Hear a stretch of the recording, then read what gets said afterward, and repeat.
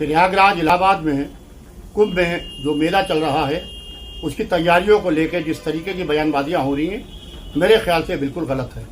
बेशक ज़मीन वक्फ की है, अगर वक्फ की है तो वहाँ के ऊपर वक्फ की ज़मीन के ऊपर अगर मेला लग रहा है तो आने वाले तीर्थयात्री उस ज़मीन को अपने कांधे पर उठा के अपने घर नहीं ले जाएंगे।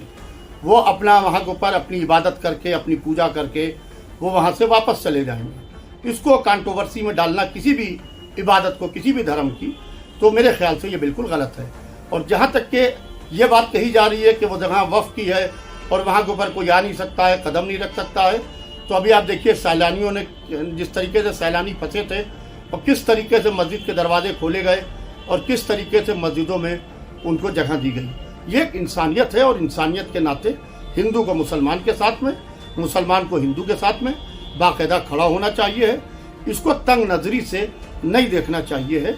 लिहाजा मैं अपील करता हूँ उन लोगों से जो इस वक्त चीप पब्लिसिटी के लिए ये सियासी बयानबाजियाँ कर रहे हैं, कम से कम इस सियासी बयानबाजियों को छोड़ के हर धर्म को अपने अधिकार जो उसको कॉन्स्टिट्यूशन ने दिए हैं उस अधिकार के तहत अपने धार्मिक त्योहारों को मनाने की इजाज़त होना चाहिए।